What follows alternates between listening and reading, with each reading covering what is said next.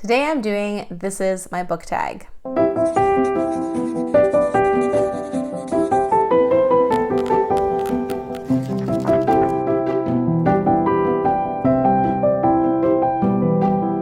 Hey there, welcome to Pen to Paper. This is the BookTube channel side of Pen to Paper. I'm Leah, and today I'm going to be doing This Is My Book Tag, created by the Yum Group.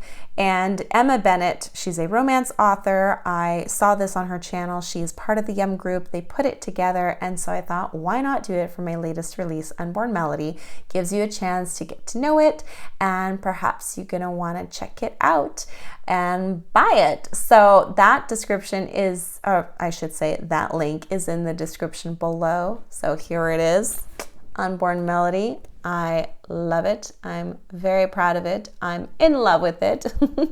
So I'm going to read off the questions that I have here in front of me. So number one, what is the title of your book? It's Unborn Melody. Number two, what genre is it? It's a historical literary romance. Number three, what inspired you to write it? I am always first inspired by a historical event that I come across. Now I'm going to quickly just let you know what my series is. It's the Canadian Reminiscence series. So each book in the series is set in a different province or territory of Canada during a certain historical time period or event of that province's or territory's history. Yes, I know it's a little bit wordy. Kind of like in Canada, there's a Dear Canada series, and I believe there's the same thing for America, Dear America series.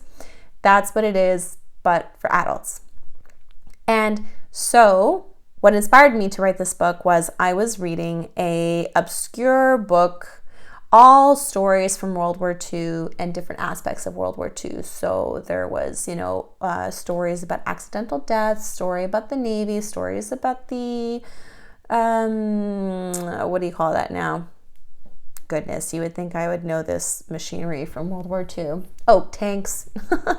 Then there was this tiny little part in the end of the book on the Canal pipeline, oil pipeline, which the American Army was building from the oil field in Norman Wells, Northwest Territories, to the refinery in Whitehorse, Yukon, to send the refined oil to Fairbanks, Alaska, where the American Army could use it because they were bulking up their defenses against the Japanese. After Pearl Harbor, they were concerned about the Japanese invading from the west.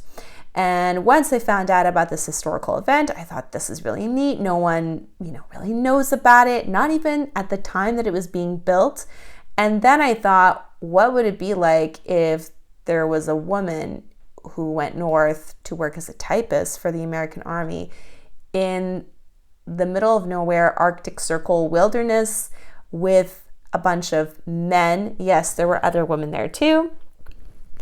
And what would that scene look like, and how would she live her life, and what kind of decisions would she would have to make? And that's how Unborn Melody all started.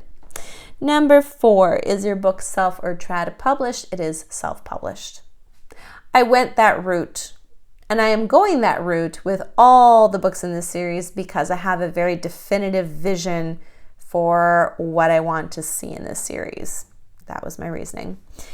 And number five, what do you love about your book? I love so much about this book. I love digging up that obscure piece of history, the Canal oil pipeline project. I love that I've featured the Dene Nation, which is the First Nations, and how they were extremely instrumental in even bringing the pipeline project to life.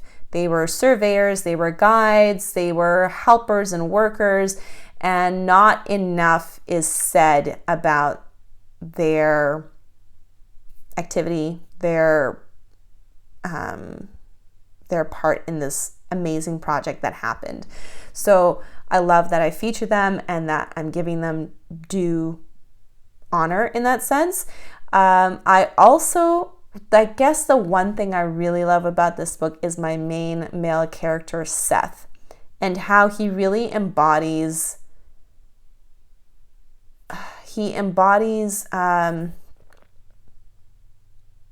what real unconditional love is like, because my main female character, she's not very lovable. She has a lot of flaws, and for many, perhaps that would be a detriment to being able to love her, or that would stop them from wanting to even explore who she is to love her. And he, despite everything that she puts up against him, is just a faithful source of love. And I'm not even necessarily meaning romantic love, but just how do you love a human being who's hurt and who's broken and who's been through so much? And I just love that about him. So he's my favorite part of the book. Number 6, what other books does yours resemble? It resembles a lot the book Redeeming Love by Francine Rivers. That whole story also of the main male protagonist showing unconditional love toward his wife, who runs away from it a lot. So there's that very similar aspect to that book. Also, if you like the aesthetic of Call of the Wild by Jack London, or even the movie that came out a few years ago, it has that wilderness, Cry of the North aesthetic. So that's what it resembles. What is the scene or thing you were most excited for readers to read? This is a good one. So it's funny, I can't even remember what the original scene was. Probably one of the later scenes. But I wrote a few scenes literally 2 weeks before I published it that I just adored. And then I couldn't wait for my readers to read it. And they were scenes that helped the story flow better together, made my characters more, just brought the flow better together, and deepened the characters' arcs even more. And I was just so excited to write it and then to read it and for other people to read it. So the first one that kind of really grips that for me is the scene, it's called the shave scene.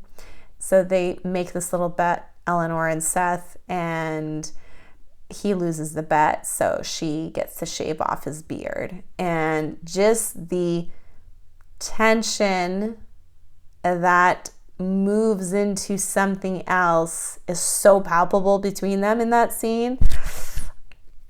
I just love it so much. Okay. What is one thing readers may have missed or not picked up when reading your book? So, as I said, this book explores unconditional love. And yes, there is romantic love in this book, but there's also, I call it a double love story. So there's a love story between the female and male main character, but there's also this love story between the female main character and this other character that inserts itself, I'm not going to say who or what, that inserts itself into her life. And just as Seth has to learn to love her and to put up with everything she throws at him, she learns to love this character despite wanting to push that character away. And again, that was also another scene that I wrote 2 weeks before I published that just kind of really brought that second love story to a greater light. So I'm hoping people grasp that and read that because it was very special to me. That's that. Number 9, how much, if any, research went into your book series? Tons. It's historical fiction, so of course I need to study the culture of the times, the language of the times, the dress, the food, then obviously the geographical locations, because each of my books are in different provinces, in different time eras. That's a lot of research. I would say equivalent to months and months of research. What was great about researching for this one was the American Army actually made a movie, and it's back from 1949 when it was out and completed, about the Cannell Oil Project development and construction. So that was a gold mine. Also, there's a book that I read called The Mackenzie Breakup by Jean Cadman, and she herself was a female typist working up north, and so she provided a ton of gold nuggets of historical fact and information that I was able to use for this book. And then, of course, other books, archives from the Northwest Territories, and so many other great, solid resources. So every one of my books, I really dive in deep because I want to make sure that the history is preserved and that it feels very real to the reader. Because I enable time travel. That is what I do. I bring my readers to Canada's past and I guarantee that they're able to time travel through my books. So if I guarantee that, I got to put a lot into it. Number 10.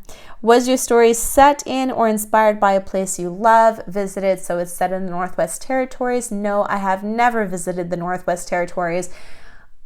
Actually, I haven't visited most of Canada, except I live in Ontario. I grew up in Quebec. I've been to New Brunswick, Nova Scotia, and PEI, and Alberta.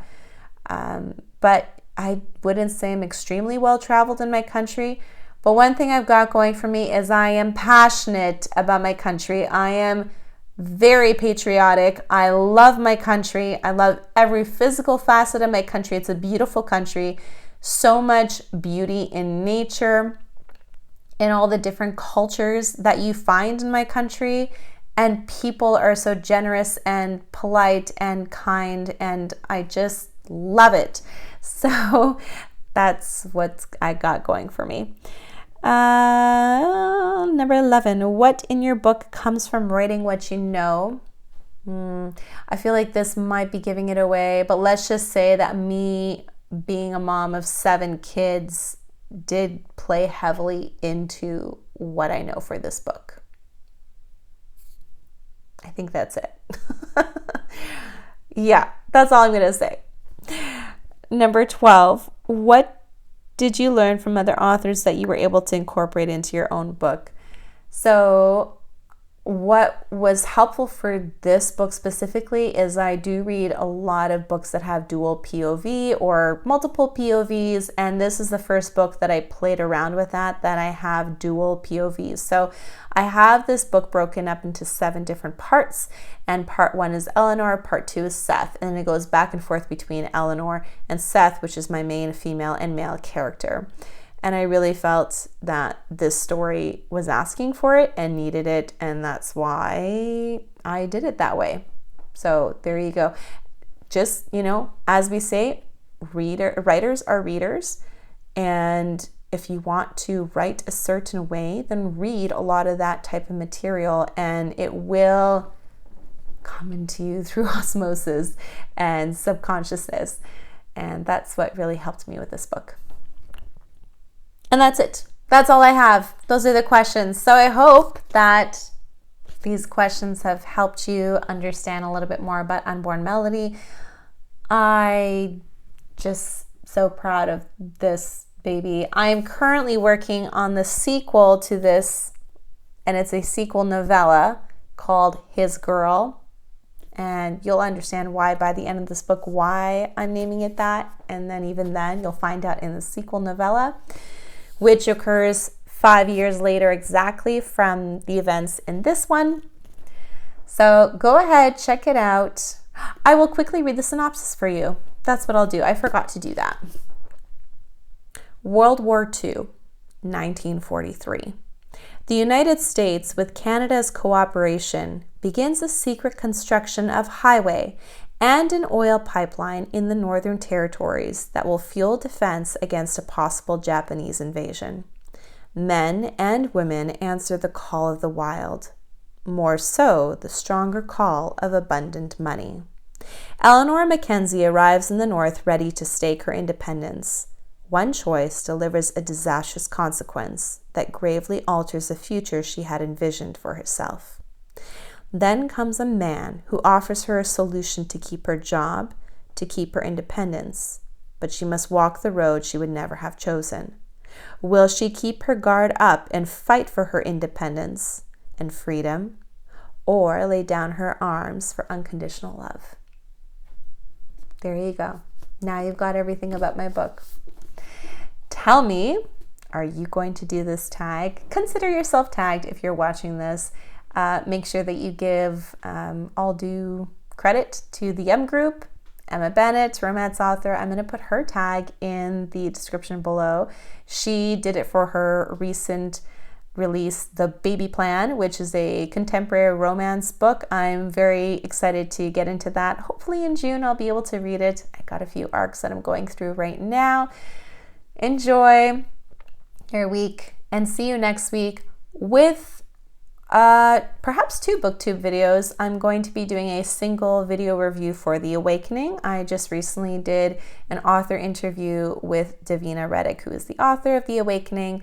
And go ahead and check that out because there's a giveaway involved with that. She is giving away for one US resident the signed paperback and international in ebooks. So if you want that, it's basically the first person to comment giveaway on that video gets it. So go ahead and do that right now, and I'll see you next week.